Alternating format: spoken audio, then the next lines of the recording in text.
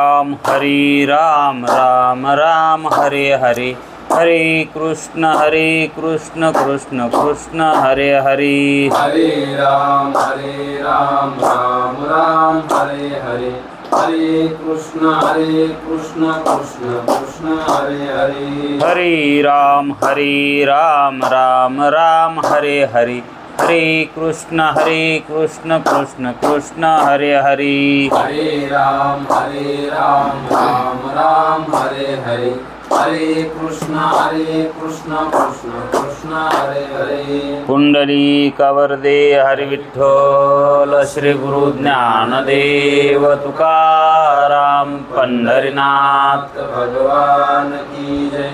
माऊली ज्ञानेश्वर महाराज की जय। जगद्गुरु तुकाराम महाराज की जय। ब्रह्मनिष्ठ गुरुवर्य रंगनाथ महाराज की जय।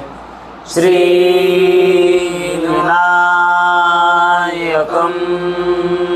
गुरुर्नौमि साखरे नाम विश्रुतम् ईशान चरण सानिध्यात् जीवा मुक्ता भवन्ति साखरे वंशविख्यातं ज्ञानदानपरायणं विनायकं गुरुर्वन्दे भवबन्धविमुक्तये श्रीरंगनाथं गुरुराजवर्यं मुमुक्षूणां ज्ञानदानेकदक्षं प्रभावती क्षेत्रनिवासिनं नमामि वेदान्तविदां वरिष्ठं पुंडलीकवरदे हरिविठ्ठल तुकाराम पंढरीनाथ भगवान की जय। माऊली ज्ञानेश्वर महाराज की जय। जो आनंद सत्य प्रकाश विभू आणि आधार नाम रूपास बुद्धी न जाणे आणि जाणे ही त्यास तो अपार शुद्ध परमात्मा मीच्याशी माझे अपार स्वरूप समुद्रावरती जणू तरंग ब्रह्मा विष्णू महेश गणपती सूर्य चंद्र वरुण यम मिरविती देवी कुबेर ही तैशची जो सर्वज्ञानी दयाघन मुनी हृदयी ज्याचे करीती ध्यान त्याचे बुद्धी उपाधी करुण मिथ्या भान मजची माझी होतसे ज्याच्या अज्ञाने भाषे जगत जसा दोरीवरी सर्प दिसत वरी दोही ठाई ना सर्प जगत ते स्वतंत्रानि स्वयं ब्रह्ममित्याशी पुण्य पुरुषी सदैव निष्काम बोध प्राप्ती कारणे भजावा राम तो मीची आहे आत्माप्त काम तरी नमन कवना करावे म्या जयांचे केलिया स्मरण सकळ विद्येचे होय अधिकरण तेची वंदू श्रीचरण श्री गुरूंचे हे नमस्कारोनी आता चला विचार सागर तरंग 7वा परिच्छेद 9वा ज्ञात्याच्या व्यवहाराविषयी चाललेला जो काही विचार आहे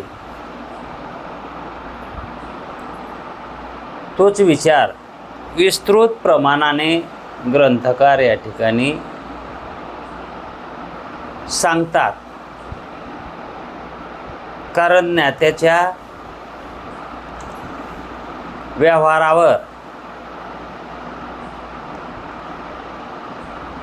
जो अधिकारी नाही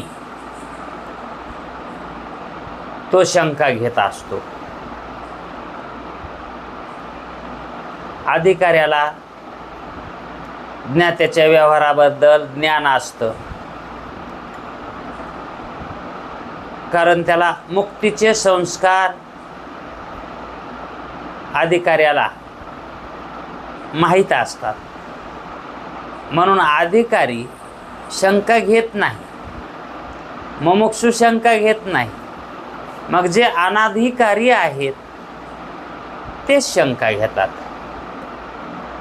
म्हणून आपण शास्त्र श्रवणाच्या अगोदर अनाधिकारीच होतो आणि अनाधिकारी असल्यामुळं आपण ही मुक्तावर शंका साहजिकच आहे. ते अज्ञानाचं कार्य आहे. हा दोष त्यांचा आहे का? आता जर अज्ञान असल्यावर अज्ञान त्याचं कार्य करणारच की हो, आहे का नाही? म्हणून त्या चैतन्याचा थोडा दोष आहे, जीव चैतन्याचा. अज्ञानाच्या योगानं तसा बोलतो तो. म्हणून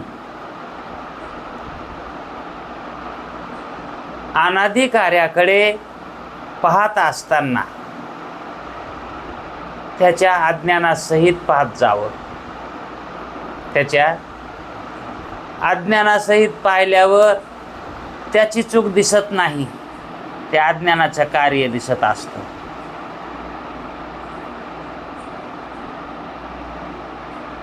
दुसरं काय कारण आहे? अज्ञानी मनुष्य मुक्त पुरुषाला दोष देतो. याला काय कारण आहे?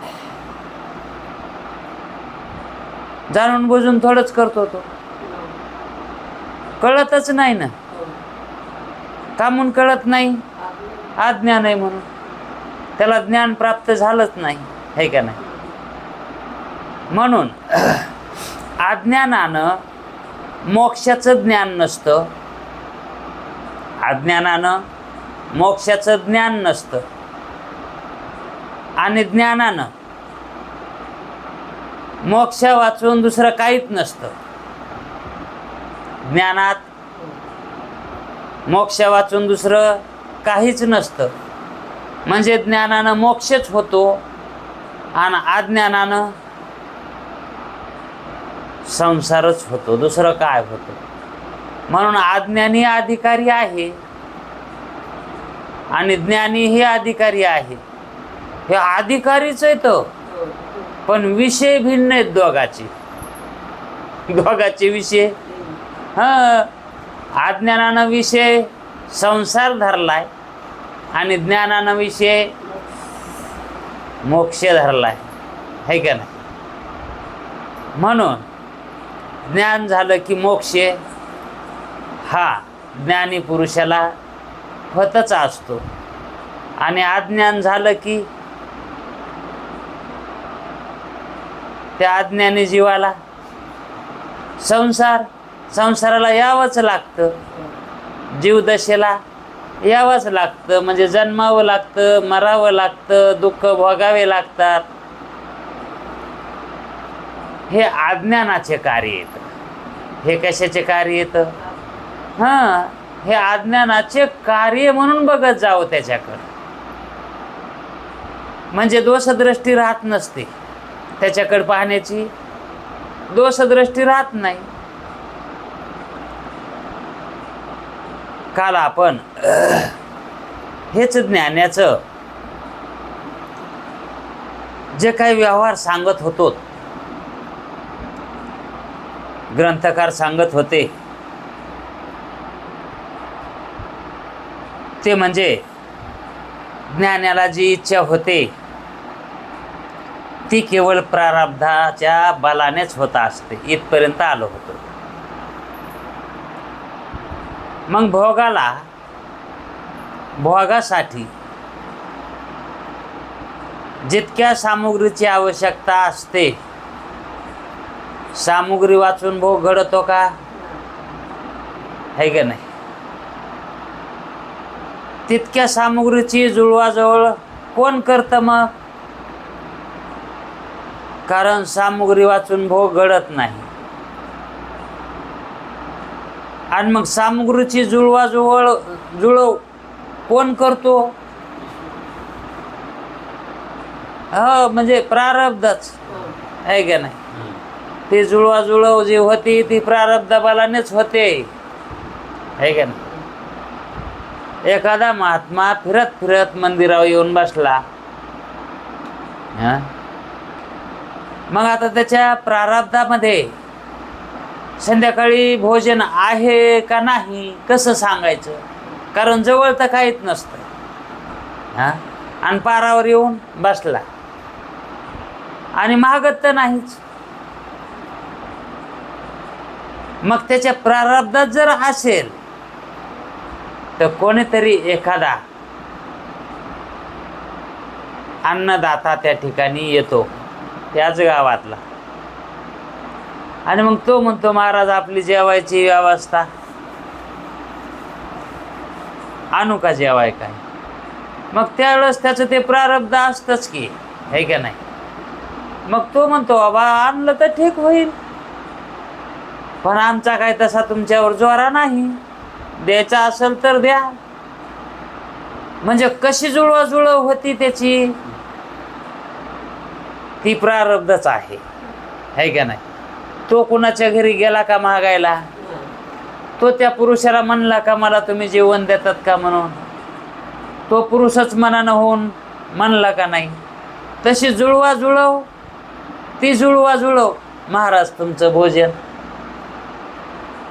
आहे का. आणि जर त्यांना आणून दिलं, आता प्रारब्ध आहे ना, प्रारब्धच्या येणं जुळवाजुळव झाली, आणि जर समजा त्या दिवशी त्याचं प्रारब्धच नसेल जेवण्याचं, समजा जेवण्याचं, तर त्याच्या हातातली भाकर कुत्रं घेऊन जाईल. त्याच्या हातातली भाकर म्हणजे ते जुळवाजुळव किंवा जुळवाजुळव झालेलाचाही नाश, म्हणजे ते प्रारब्ध जसं असेल तसं क्रिया घडतात. मुक्ताच्या ह्या प्रारब्धावरच काय असतात, सर्व क्रिया अवलंबून असतात मुक्ताच्या, हे सिद्ध झालं आहे. थोडीशी तुलना करून जर बघितली तर जीवाचं कसं आहे, जीवाचं तसंच असन का कसं. मग मुक्ताचंच का म्हणून सांगायलेत प्रारब्ध प्रारब्ध.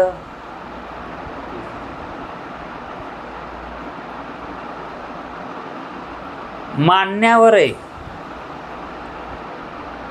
बुद्धीच्या कलावर आहे, बुद्धीच्या अधिकारावर आहे, अनुभवावर आहे अवलंबून. जर अनुभव स्वस्वरूपाचा झाला असेल तर त्या ठिकाणी तो प्रत्येक गोष्ट प्रारब्धावर सोडून देतो. पण जीव प्रारब्धावर सोडत नाही, तो प्रयत्नात असतो. तो कशात असतो, आणि ज्याचे प्रयत्न संपले पण जगतो तो प्रारब्धावर आहे का नाही.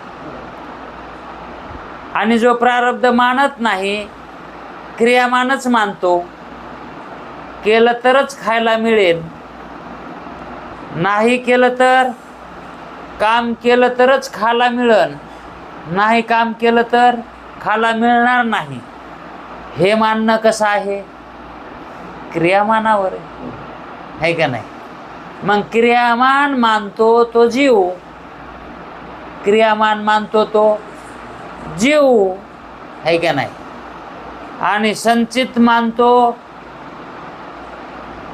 तो भक्त मुमुक्षु, आणि प्रारब्ध मानतो तो मुक्त. अशी वर्गवारी केली तर चालते ना, आहे का नाही. मग इच्छे वाचून भोग संभवत नाही हे खरं आहे. इच्छे वाचून भोग घडत नाही, भोग होतो ना घडे. त्या ठिकाणी संचित सांगितले आहे का नाही. पण संचित सांगण्यात त्यांचा काय अभिप्राय, कारण इच्छा झाल्याशिवाय अगोदर इच्छा व्हावी लागते. वस्तूची इच्छा व्हावी लागते आणि इच्छा झाल्याच्या नंतर ती वस्तू प्रारब्ध प्रयत्न जर केले करून ती प्राप्त करावी लागते, आहे का नाही. आणि ती प्राप्त झाल्याच्या नंतर तिचा भोग घ्यावा लागतो, आहे का नाही. केवळ इच्छाच कारण नसते, तिचा भोगही घडावा लागतो. पण इच्छा वाचून इच्छाच नाही झाली तर वस्तूच्या प्रयत्नामध्ये कशाला कोण पडेल. गरजच नाही, गरज पडलीच नाही तर वस्तूची निर्मिती होईल का. वस्तूच्या निर्मितीला गरज अवलंबून असते. वस्तूची निर्मिती गरजेपोटी असते. वस्तूची निर्मिती गरजेपोटी ना, आणि गरजच नसल्या वस्तूची उत्पत्ती होते का. अडचण आली तर प्रयत्न, अडचण नाही आली तर प्रयत्न करायची काही गरज पडत नाही, आहे का नाही. तसं जसं शेतकऱ्याला ऊस तोडीची अडचण आली, ऊस तोडीची, कारण मजूर कमी पडायलेत, हे का नाही. मग ऊस तोडणं हे तर गरजेचं आहे. मग त्याला काय पर्याय काय. पण आता गरज आहे का नाही, म्हणून हार्वेस्टिंग निघालं, ऊस तोडीचं यंत्र निघालं. का, गरज पडली म्हणून. याच्या अगोदर मजूर भरपूर होता वर्ग, तोवर त्याची आवश्यकता भासली नाही. आता आवश्यकता भासायली म्हणून, है का. तसं अगोदर इच्छा व्हावी लागते आणि त्या इच्छेलाच जर त्या इच्छेला धरून प्रयत्न केले तर वस्तूची निर्मिती होते आणि त्या वस्तूपासून नंतर भोग घडत असतो, घेता येत असतो. म्हणून सुरुवातीला जी इच्छा सांगितली आहे तीच कारण भोगाला आहे, है का नाही. इच्छे वाचून भोग संभवत नाही. समोर भोग आहे, समोर विषय आहे, पण इच्छा नाही. त्या विषयाचा भोग होईल का.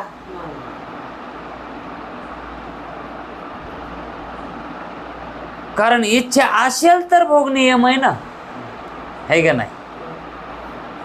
इच्छा जर नसेल तर भोग घडत नाही. म्हणून मुक्त पुरुषाची जी काही व्यवहाराची नीती असते तो विषयातीत झाल्यामुळं, तो विषयात असतो का, मग त्याला विषयाची इच्छा होईल का. हां, इच्छा होत नाही त्याला, है का नाही. पण भोग घडतो, मग त्याला काय म्हणावं, प्रारब्ध. इच्छा वाचून घडलेला भोग, है का ना. पण भोग घडण्यासाठी इच्छा हा नियम आहे ना. हा इच्छा वाचून भोग घडत नाही. मग मुक्ताच्या ठिकाणी हा नियम कसा लावायचा. मुक्ताच्या ठिकाणी इच्छा असते का. पण हे शास्त्र काय म्हणते पहा. म्हणून ज्ञात्यास इच्छा होणे हेही प्रारब्धाचेच फल आहे. ज्ञात्याला जरी इच्छा झाली तरी ती इच्छा अज्ञानासारखी होत नाहीत. ती त्याला इच्छा होणं हेही त्याचं काय आहे? प्रारब्धच आहे. कारण कधी कधी काही खाल्लेलं नसूनही इच्छा होत नाही खायची. समजा एखाद्याला ताप आला तर त्याला खाण्याची इच्छा होते का? माय म्हणते त्यानं 4 रोज झालं इतकंसं माशीच्या पाया इतकं सुद्धा काय खाल्लं नाही. उपमा माशीच्या पाय सांगते माय, माशीच्या पाया इतकं बी काय खाल्लं नाही त्यानं. का म्हणून घरात नव्हतं का? भोग आहेत ना जवळ. प्रारब्ध म्हणजे जीवाला सुद्धा प्रारब्धावरच होतात सगळं, पण मानित नाहीत, है का नाही? पण ते मानलं, ते मानणं, ते मानण्याची बुद्धी होणं ही मुमुक्षु अवस्था आहे. आणि तीच बुद्धी परिपक्व झाली की तो काय झाला? मुक्त झाला. प्रयत्नानंतर तो काय होईल? अभ्यासानं मुक्तच होईल ना मुमुक्षु. आणि मुक्त झाला की मग तो सगळं आद्रष्टावर सोडून देत असतो. म्हणून ज्ञात्याला इच्छा होणं ही त्याची काय आहे? प्रारब्धच आहे. कोणी म्हणेल त्याला इच्छा होईनात का? मग होत असतील ना, नाही कशावरून? इच्छा होईल, पण त्याच्या इच्छा होणं ह्या न होण्याच्या गणतीतले असतात. प्रारब्धाच्या बलाने इच्छा व्हायली.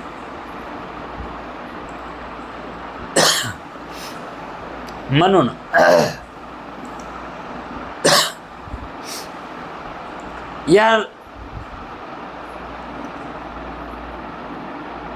या लोकात किंवा अन्य लोकात अन्य शरीराचा संबंध ज्ञात्याशी प्रारब्धाने होत नाही.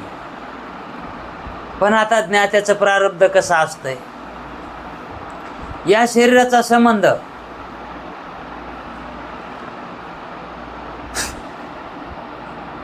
अन्य लोकात किंवा अन्य शरीराचा संबंध ज्ञात्याशी प्रारब्धाने होत नाही. अन्य शरीराशी संबंध म्हणजे दुसऱ्या शरीराला तो जाणे, अन्य योनीला जाणे, हे ज्ञात्यात घडत नाही. कारण ज्ञान झालंय ना, तो मुक्त झाला ना. कोणा तो जन्माला कसा जाईल? जन्म नाही रे अनिक, तो का म्हणे माझी भाक. पुन्हा जन्म नाहीच ना. इच्छा झाली तरी घेता येत नाही, इच्छा केली तरी पण मिळत नाही ना. का म्हणून? संचिताचा ज्ञानान नाश झाला, प्रारब्ध भोगून संपायले, पुन्हा जन्म कशाने घ्यावा. म्हणून तुकाराम महाराज सुद्धा याच बाबतीत बोललेले इथं. मग तुकाराम महाराजाचे अभंग म्हणजे शास्त्रच आहे, वेदच आहे. कारण ह्या मताशी जुळायले म्हणलं तो त्यांचं प्रमाण म्हणजेच काय आहे? हां, म्हणून त्यांच्या गाथेला पंचमवेद म्हणतात. 4 वेद तर आहेतच ते, पण हे 5वा वेद.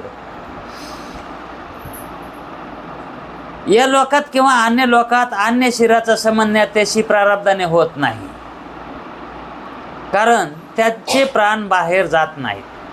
ज्ञात्याचे प्राण बाहेर जात नाहीत. बाहेर म्हणजे अन्य लोकात अन्य शरीराला जात नाहीत, हे मागे सांगितलेलंच ना. म्हणून ज्ञात्यास प्रारब्धाने, ज्ञात्याला प्रारब्धाने विधेय मोक्ष त्याग अथवा विधेय मोक्ष त्याग म्हणजे जो विधेयी मोक्ष त्याचा त्याग घडत नाही, त्याला त्याग करताच येत नाही. अथवा परलोक गमनाची इच्छा या देहात प्रारब्ध समाप्त झाले म्हणून संभवनीयच नाही. ह्या जन्मात प्रारब्ध संपलं म्हणून तो दुसऱ्या लोकाला जाऊ शकत नाही, है का नाही? आणि विधेय मोक्षाचा त्यागही त्याच्याकडून होत नाही. त्याला त्याग त्याचा करताच येत नाही. मग जरी आपण गावाला निघालो, मग आपल्या घरी जे आकाश आहे, आपल्या घरी जे आकाश आहे का नाही, त्याच आकाशातून आपण दुसऱ्या गावाला गेलोत का नाही?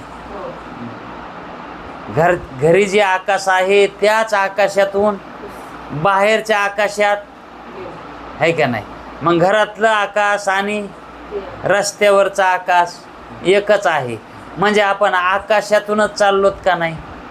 मग आकाशाचा त्याग करता येतो का? जरी दुसऱ्या गावाला जायचं ठरलं गेलो तरी आकाशाचा त्याग करून गेलोत का?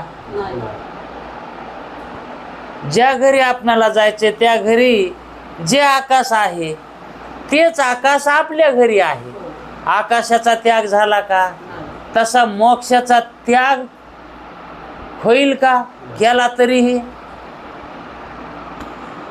म्हणून ज्ञानी पुरुषाला मोक्ष सुखाचा त्याग करता येत नाही. मोक्ष सुखाचा, विधेय मुक्तीचा त्याग करताच येत नाही. एकंदरीत रहस्य हे आहे की ज्ञात्याची बाह्य प्रवृत्ती जीवनमुक्तीच्या विरोधी नाही. याच्यात खरं काय आहे की ज्ञात्याची जी बाह्य प्रवृत्ती आहे ना, बाह्य प्रवृत्ती दिसती ते कर्मामध्ये, मग ती प्रवृत्ती मुक्तीच्या विरोधी नाही. ती प्रवृत्ती मुक्तीच्या विरोधी नाही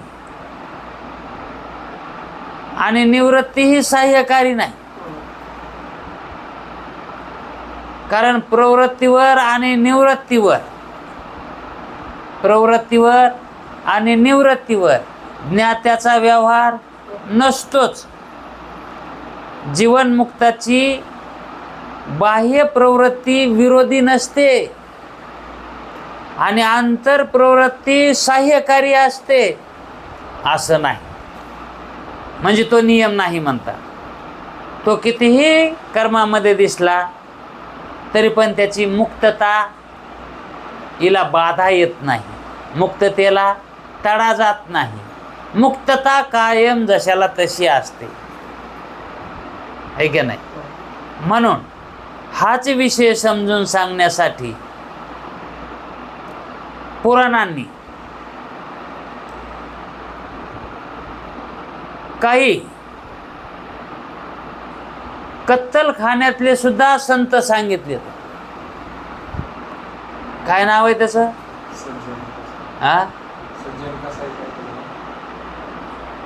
सज्जन कसाई ना सर ते हे ते त्याच्याकडे ते हे होता, परीस होता देवान दिलेला.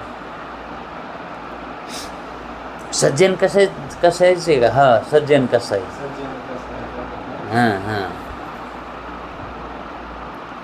म्हणजे त्याचा धंदा काय होता? मांस विकण्याचा होता, आहे का नाही? तरी पण तेवढ्या प्रवृत्तीमध्ये असून सुद्धा त्याच्या मुक्ततेला बाधा आली का? कारण त्याचं संतत्व बिघडलं का? आता ते तसं असो की नसो, पण पुराणांना सांगितलं हे खरं आहे ना. हा, मग त्यांचा सांगण्याचा अभिप्राय काय आहे? प्रवृत्ती ही बाधा आणत नाही मुक्ततेला. प्रवृत्ती ही मुक्ततेला बाधा करत नाही, कारण मुक्ततेच्या ती विरोधी नाही. अधिक प्रवृत्ती बाधक आहे, नाही असं नाही, पण मुक्ततेला नाही. मग कशाला आहे? मुक्तीमध्ये जो विलक्षण आनंद मिळत असतो ना, त्या आनंदाला विरोध करते. सांगण्याची सूक्ष्मता आनंद कमी अधिक मिळेल, पण मुक्तता जशाला तशी असते, है का नाही? आता संसारिक जीव हाही मुक्तच आहे वेदाच्या दृष्टीने. संसारिक जीव ही मुक्तच आहे आणि परमार्थ करणारा अधिकारी तोही. आता हे सगळेच मुक्त येतं, बद्ध कोणी झालंच नाही. मुक्त आहेत म्हणूनच मुक्त व्हायलेत ना. मुक्त नसते तर कशाला मुक्त झाले असते ते. म्हणून संसारिक जीव सुद्धा मुक्तच आहेत. मग फरक काय आहे? त्यांना आपण मुक्त आहोत हे माहीत नाही. म्हणजेच काय? अज्ञान आहे. कशाचं? मुक्ततेचं. गाढवाला बांधित नसते तर गाढवाला बांधित येत का? मग बांधलेलं नसताना सुद्धा त्याला भ्रम होतो की आपण बांधल्या गेलो. का नुसता हात लावतो कुंभार त्याच्या पायाला, मेकीपशी नेऊन हात लावतोय पायाला. मग त्या गाढवाला काय वाटतंय? आपण मग बांधलोत, हा त्याचा भ्रम आहे का नाही? मग तसा संसारिक जीवाचा आपण बद्धत हा भ्रम आहे का नाही? मग खरा तो बांधलेला आहे का? जीव बद्ध झालाच नाही आणि होता नाही, तो भ्रमानं म्हणायला लागलाय. घेऊन या छंद मुक्त होता परी. हे परी लय घोटाळा. परी नसून पण आणि परी है का नाही? पण काय? पण बळे झाला बद्ध, है का नाही? बळच कसा झाला? नसताना म्हणायलाय, याला म्हणतात बळच. हा, भूक नसताना जेवाच, नाही ना 2 घास खाच, हे बळच आहे का नाही? आग्रह. तसा तो आग्रहानं बळच म्हणायला लागलाय, मी संसारिक आहे, मी जन्मलो आहे, मी मरणार आहे, है का नाही?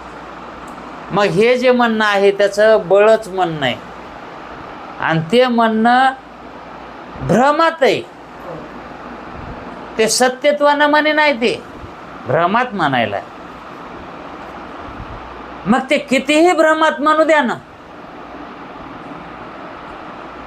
तो मुक्त नाही का? पण त्याच्या दृष्टीनं नाही. हा, जर सिद्धांताच्या दृष्टीनं बघितलं तर त्यानं किती बी म्हणू द्या, मी मुक्त नाहीच, मी संसारिकच आहे, तरी पण तो कसा आहे? मुक्तच आहे का नाही? तसं या ठिकाणी जीवनमुक्ती, या जीवनमुक्तीमध्ये प्रवृत्ती कितीही जरी घडली तरी जीवनमुक्तीमध्ये काही बाधा येत नाही. मग बाधा येते ती कशाला? तर मुक्तीमध्ये जो काय आनंद घ्यायचा असतो, कोणता? विधेय मुक्तीचा. जीवनमुक्तीमध्ये जो विलक्षण आनंद ज्यावेळेस येत असतो त्यावेळेस विधेय मुक्तीचा असते, तो त्याला मिळणार नाही. का? तर प्रवृत्ती प्रपंचामध्ये आहे, पण तो मुक्तच आहे. काही कालापुरता तिकडं त्याची वृत्ती घेऊन गेलाय तो. अधिक प्रवृत्ती फक्त जीवनमुक्तीच्या विलक्षण सुखाच्या विरोधी आहे. अधिक प्रवृत्ती जीवनमुक्तीच्या विलक्षण सुखाला विरोध करते. कारण आत्मा नित्यमुक्त आहे. बघा, आत्मा नित्यमुक्त आहे आणि अविद्येने बंध प्रतीतीत होतो. बंध कशामुळे प्रतीतीला यालाय? अविद्येमुळे यालाय. आणि जिथं अविद्या नाही तिथं बंधच नाही. जिथं अविद्या नाही तिथं कशाचा आला बंध?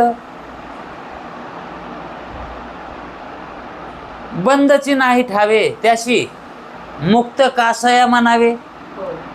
हा, मग जिथं बंधच नाही तिथं मुक्त तरी का? मग आत्मा नित्य मुक्त आहे. आणि प्रत्येकाचा आहे, प्रत्येकाचा आत्मा आहे का ना, नित्यमुक्त आहे. अविद्येने बंध प्रतीत होतो, त्याच अंतःकरणामध्ये अविद्या असल्यामुळं बंध प्रतीतीला येतो. मी बद्ध आहे असं तो म्हणतो. आणि ज्या काली ज्ञान होते, आता त्याच अंतःकरणाला, बंधात असणाऱ्याच अंतःकरणाला, बद्ध मानणाऱ्याच अंतःकरणाला, मी संसारी जीव आहे त्याच अंतःकरणाला असं मानणाऱ्या, त्याला जर ज्ञान झालं, त्या काली अविद्याकृत बंध भ्रम नष्ट होतो. काय होतो आहे का नाही, कसे शब्द टाकलेत बघा. बंध भ्रम काय नष्ट होतो, बंधाचा भ्रम. बंध नष्ट होतो का, त्याचा भ्रम. हा, बंधाचा झालेला भ्रम तो नष्ट होतो. व पुन्हा बंध भ्रांती होत नाही. एकदा नष्ट झाल्यावर भ्रम, एकदा नष्ट झाला पुन्हा भ्रम होईल का. एकदा सर्प दोरी म्हणून कळाला, दोरीवर भासणारा सर्प आधी दिसला, पण पुन्हा प्रकाश त्या ठिकाणी आणला तर ती दोरी निघाली, सर्प गेला, सर्प नाही राहिला तिथं. म्हणजे भ्रम काय झाला, सरप दिसायला तो नष्ट झाला, म्हणजे भ्रम गेला. मग पुन्हा बॅटरी जरी नाही दाबली, पुन्हा ती दोरी सर्प दिसेल का, कारण निश्चय काय झाला, ही दोरी आहे का नाही. मग एकदा जर ज्ञान झालं तर बंध भ्रम हा नष्ट होत असतो. आणि एकदा जर तो बंध भ्रम नष्ट झाला की पुन्हा उत्पन्न होत नाही. यावरून असे ठरते की आता इतक्या गोष्टी सांगितल्याच्या नंतर काय ठरत आहे, शरीर असतानाही जो बंध भ्रमाचा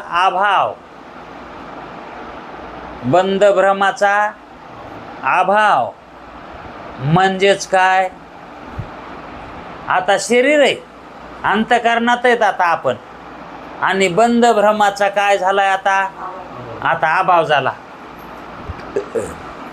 मग ती अवस्था कोणती हो, आता आम्हाला बंध भ्रम राहिलाच नाही.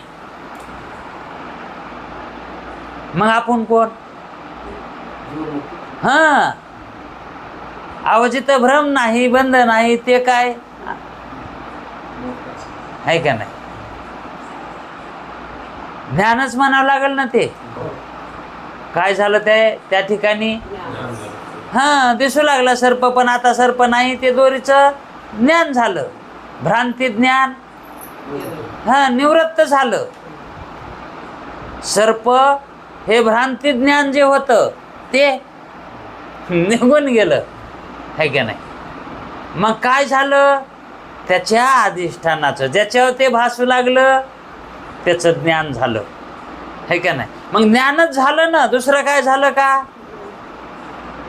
मग तो कोण झाला, ज्ञानीच म्हणावं लागेल ना, आहे का भ्रमज्ञानी म्हणायचं, ज्ञानीच झाला ना तो. मग तो ज्ञानी मुक्त मानायचा का बद्ध मानायचा, कशात मुक्त मानायचा तो, जे सर्प दिसू लागला त्या भ्रमज्ञानातून मुक्त झाला तो. कशातून मुक्त मानायचा तो, त्या भ्रमज्ञानातून. ते भ्रम झालताना ते निवृत्त झाला, हा दृष्टांत झाला, हा काय झाला. आता आपण या शरीराला जन्माला आलो, या शरीरात आलोत, जीव झालोत, है का नाही, जन्माला आलोत. आता हे आपल्याला अंतःकरणावरतीनं ज्ञान व्हायले. कशानं ज्ञान व्हायले हे, है का नाही, आपल्यालाच व्हायले का कोणाला? हां, हे ज्ञान व्हायले ना. आता आपण जन्माला आलोत, आता आपण पोते ऐकायलोत, पोती मोळड्या आता घरी जाणार आहेत, घरी गेल्यावर पुन्हा झोपणार आहेत, पुन्हा सकाळी उठायचं, तोंड धुवायचं, नेरी करायची, काम असलं तर काम करायचं, नाही तर संड झोपी जायचं. हे कोणाला कळायले? आपल्यालाच कळायले ना हे, है का नाही. मग आता आपणाला हे कळायलंय, हे खरं कळायलंय का भ्रमज्ञान आहे?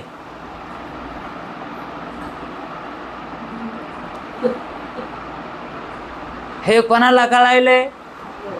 आपल्याला कळायले. कशाची उपाधी करून कळायले? मग अंतःकरणाकडून ज्ञान सत्य होत आहे का? अंतःकरण कसं आहे? हा, दोषजन्य आहे. अंतःकरण कसं आहे? दोषजन्य आहे. जसं सर्पाच्या प्रतीतीला दोष असल्याशिवाय सर्प दिसत नाही. सर्पाची प्रतीती कारण काय? त्याला दोषजन्य अज्ञान, है का नाही, किंवा अज्ञानजन्य वृत्ती, ती सर्पज्ञानाला कारण आहे का नाही. मग तसं आपणाला जे हे जगत प्रतीतीला यालंय, आपला देह आपणाला प्रतीतीला यालाय, याला कारण काय? अविद्याच कारण आहे याला सुद्धा. कारण पदार्थाची जी उत्पत्ती आहे, त्या पदार्थाच्या उत्पत्तीला उपादान कारण अविद्याच आहे. कोणताही पदार्थ माना, उपादान कारण काय आहे? उपादान कारण हा, जन्माला घालणारी आईच आहे. कारण आईच्या पोटी जन्म होत असतो. तसं अविद्याच कारण आहे कशाला? पदार्थाच्या उत्पत्तीला. मग अंतःकरणाच्या उत्पत्तीला अविद्याच कारण आहे ना. आणि अविद्येचं जे कार्य आहे ते अंतःकरण आहे. अविद्येचं कार्य अंतःकरण आहे. आता तीच अविद्या आहे, तिचं कार्य अंतःकरण आहे. त्या अंतःकरणानं सत्यज्ञान होईल का? जे जे ज्ञान होतील ते सत्यज्ञान होतील का? मग अंतःकरणानं जे काही त्या वृत्तीनं प्रतीतीला यालंय ते सर्व कसं आहे? हा, ते सत्य कसं मानता येईल? मग हे मिथ्या आहे हे कधी कळत आहे? सर्प मिथ्या आहे हे कधी कळाला? त्याच्या अधिष्ठानाचं ज्ञान झाल्यावर. तसं जगत मिथ्या आहे, देह मिथ्या आहे, अंतःकरण मिथ्या आहे, वृत्ती मिथ्या आहे हे कधी कळल? त्याच्या अधिष्ठानाचं ज्ञान झाल्यावर. मग याचं अधिष्ठान कोण आहे? कशावर हे प्रतीतीला यालंय? का आपल्यावरच? हा, मग हे आपल्यावरच हे सगळं प्रतीतीला यालंय. ब्रह्मावर म्हणजे कारण आपलं स्वरूप ब्रह्मस्वरूप आहे आणि आपण ते येतं, है का नाही. म्हणून अधिष्ठान ब्रह्मावरच जगत अध्यास रूपानं प्रतीतीला यालंय. आद्यस्थय जगत, आद्यस्थय सर्प, आणि आद्यस्थ पदार्थ हा स्वतंत्र नसतो. ते कशावर तरी भासत असतंय. त्याला भासण्यासाठी अधिष्ठान असल्याशिवाय भासतच नाही. कारण ते अधिष्ठानावरच भासते, त्याला दुसरीकडे सत्ताही नसते भासायला. सर्पाला दुसरीकडे आहे का सत्ता? दोरीत सर्प झाला होता का नाही हे तर मान्य आहे ना. सर्प सर्प म्हणून काय वेगळा झालता का दोरीवरचा? ती दोरीत सर्प झाला होता. तसं ब्रह्मच काय झालंय? जगत झालंय, है का नाही? मग जे जगत झालंय ते अध्यास रूपानं आहे. हे अध्यास रूपानं झालेलं आहे, है का नाही? आणि अधिष्ठान रूपानं ब्रह्म आहे. त्याची पारमार्थिक सत्ता आहे. व्यावहारिक पारमार्थिक सत्तेतून जर बघितलं तर जगत पदार्थ नाहीच. पण प्रतीतीला ज्याला यालाय त्याला संगती लावण्यासाठी जगताचा अध्यास म्हणून सांगावं. जगत ब्रह्माचा अध्यास म्हणून जगत सांगावं लागत आहे. हा, दिसायले म्हणून याची वाट लावण्यासाठी विवर्तवाद सांगावा लागतो. व्यवस्था काहीतरी, है का नाही? व्यवस्था करावी लागते ना. तशी शास्त्राने ती व्यवस्था केलेली आहे. कशाची? विवर्तवादाची. कसं भासायले तर मिथ्या भासायले, म्हणजे त्या अध्यास रूप आहे. याला दृष्टांत रज्जू सर्पाचा, सुक्ती रजताचा, हे दृष्टांत देऊन त्यांनी सांगितलंय.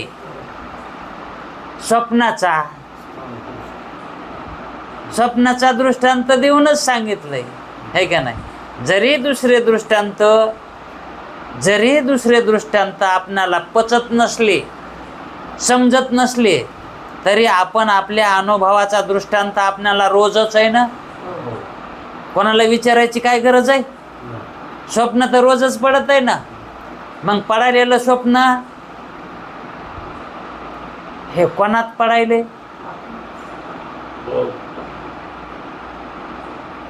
स्वप्न कोणात पडत आहे? जगत कशात पडलंय? चांदणं कशात पडत आहे?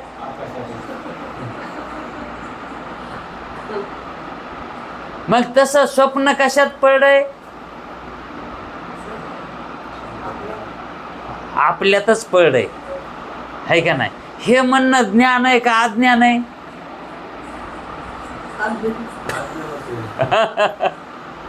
है का नाही? कारण स्वप्न पडण्यासाठी निद्रा दोष अविद्या लागतीच, है का नाही? कारण तिच्या वाचून स्वप्न पडतच नाही.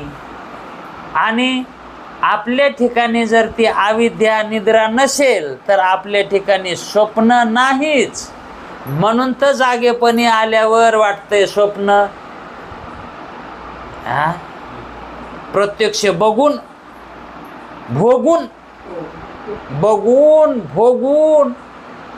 तरी बी काय म्हणतो आपण अनुभवानं?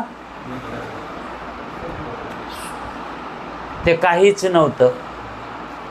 अनुभव आल्यावर कधी यायला? अनुभव जागृतीत आल्यावर यायला, है का नाही? म्हणजेच काय निवृत्त केलं? निद्रा दोष निवृत्त झाल्यामुळं, है का नाही? तसं जागृतीमध्ये असणारं अज्ञान हा दोष निवृत्त जर झाला तर जगतच नाही. मग झोप गेली की स्वप्न गेलं. आणि त्याचा सत्यत्व निश्चय बी गेला ना. सत्यत्व निश्चय. मग तसं आता अज्ञान आहे म्हणून आपल्याला वाटायला हे जगत आहे असं वाटायले, प्रतीतीला यालंय ना, है की नाही? पण ज्यावेळेस ह्या अज्ञान नावाच्या निद्रेतून आपण जाग होऊ, ह्या निद्रेतून, अज्ञानाच्या निद्रेतून जाग झालं की मग जाग झाल्यावर जगत आहे का? कारण जाग झालं की चाललंय सगळं. जाग झालं की स्वप्न गेलं का नाही? मग तसं जागृती ही एक स्वप्नच आहे. ह्या जागृतीमध्ये जर जाग झालं, मग जागृतीत कशात झोपलेलो आहे? जागृतीमध्ये कशात झोपलो? अज्ञानात, है का नाही? मग अज्ञान गेलं की काय होईल? जाग येईन. जाग जाग तेच म्हणतात संत. कुठं? जगजोगी जगजोगी जाग जाग बोलती, जागता जगदेव राखा काही भाव, अवघा क्षेत्रफाळ पुजावा सकळ, बहुत दिवसा फेरा आला या नगरा. हा, नका घेऊ भार. कशाचा? आता कसं कळायलंय हो? हे कशानं कळायले? जागे झालात ना. हा, आणि आधीचेच आहेत ना तुम्ही. तवा का म्हणून कळा ना गेलं? झोपलेलं होतं. अंगावून सरप गेला तरी बी कळत नव्हतं. हा, झोपीमध्ये काय कळत आहे का नाही? असे संतांचे शब्द हे. हा, कानावून गेले तरी बी काय कळत होते का? मग जाग झाल्यावर जग नाहीच. अहो, प्रतितीला यायलंय ना. मग कसं नाही म्हणाव? अरे सर्प का प्रतितीला आला नव्हता का? स्वप्न का प्रतितीला आलं नव्हतं का? हा, आलं म्हणून काय झालं? हा, आलं म्हणून काय झालं? ते टिकलं का? त्याच्या ठिकाणी सत्यत्वता आली का? ते तत्वताना आहे का? ते तिन्ही काळात आहे का? जर तिन्ही काळात असलं असतं तर मग आम्ही आमच्या तोंडाला कुलप लावले असते. पण आम्हाला अनुभव आहे स्वप्न मिथ्यात्वाचा, आणि सगळ्या जगालाही अनुभव आहे स्वप्न मिथ्यात्वाचा. तरी पण जग का मानेना सांगूनही. हा, बहुत सुकृताची जोडी. शेवटी इथंच यावं लागतं. बहुत सुकृताची जोडी म्हणून विठ्ठल आवडी, है का नाही? शरीर असताही जो बंध भ्रमाचा अभाव, तिला जीवनमुक्तता म्हणतात. बंध भ्रमाचा अभाव झाला की ती जीवनमुक्तता प्राप्त झालीच म्हणून समजा. एवढ्या सिद्धांतावर आपण आता थोडं राहिले 2-3 वेळी घेऊ. तेवढं ज्ञात्यास देहादी प्रवृत्तीत आत्म्याविषयी बंधभ्रांती नसते. ज्ञात्याला आत्म्याविषयी काही भ्रांती नसते ना, बंधभ्रांती काही नसते. म्हणून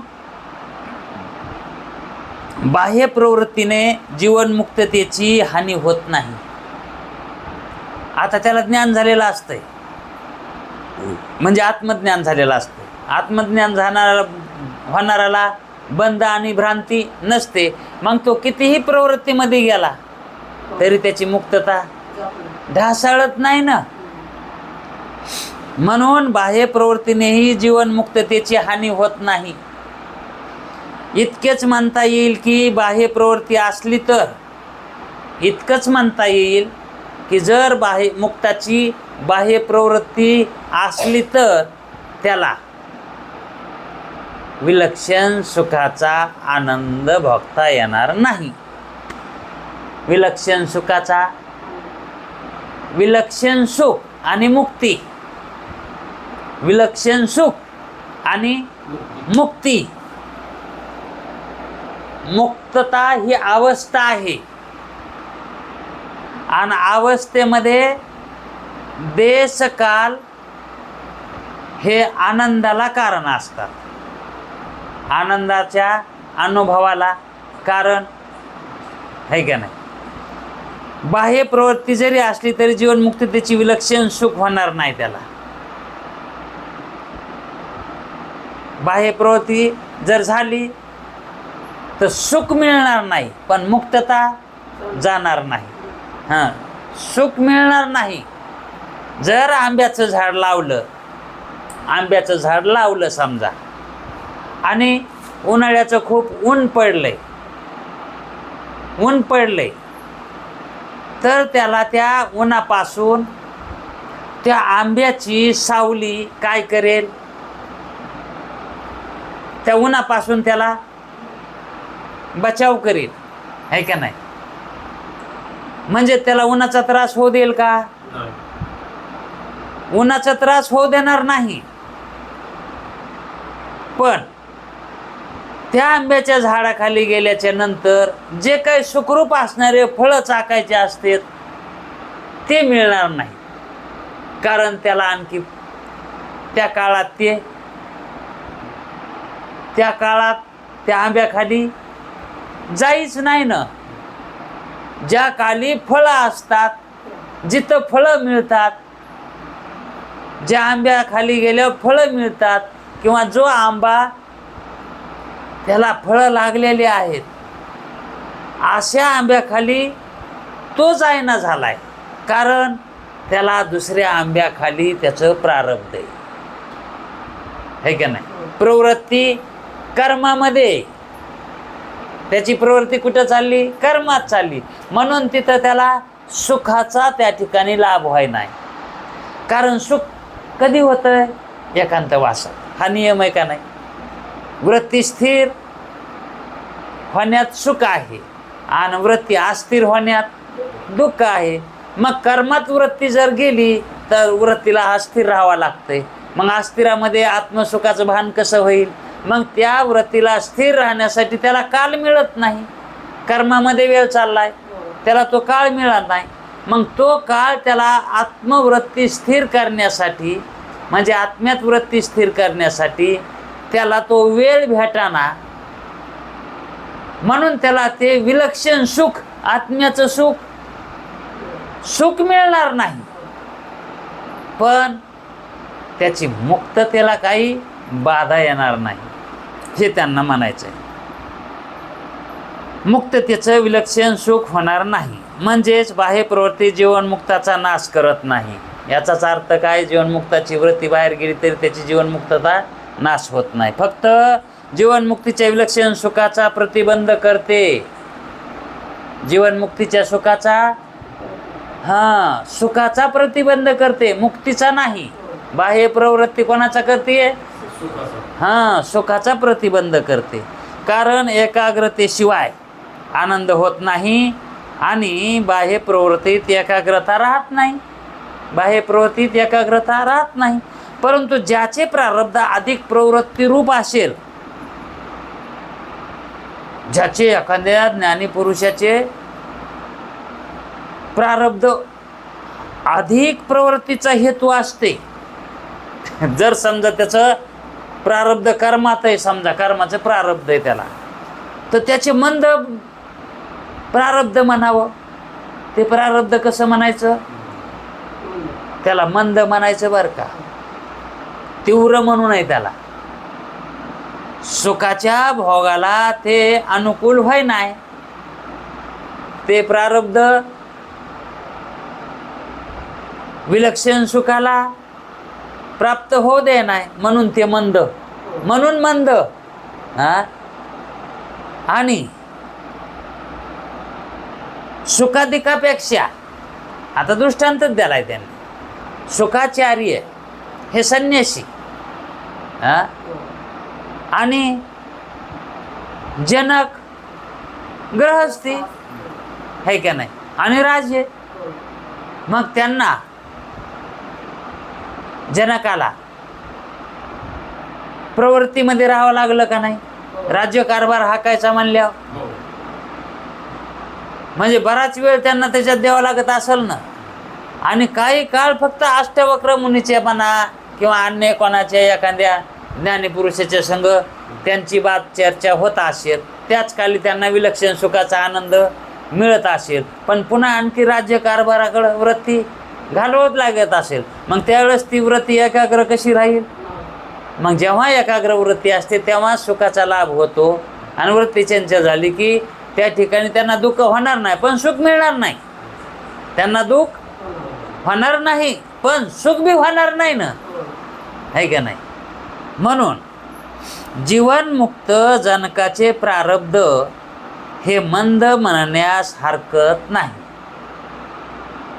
आणि सुखाचार्याचे प्रारब्ध हे तीव्र म्हणायला हरकत नाही. म्हणून विलक्षण मुक्तीच्या सुखाचा आनंद,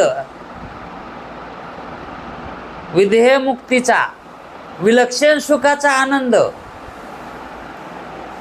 शुकाचार्यांना अधिक मिळत होता आणि जनक राजाला कमी मिळायचा, आहे का नाही. पण मुक्त दोघं बी मुक्त आहेत ना, म्हणजे मुक्त त्याला बाधा येत नाही, आहे का नाही. फक्त सुखामध्ये कमी अधिकपणा आहे का नाही. यापुढं आणखी हाच विषय ते पटवून देणार आहेत, ते आपण उद्याच्या वेळात पाहू. कुंडलिक वरदे हरी विठ्ठल.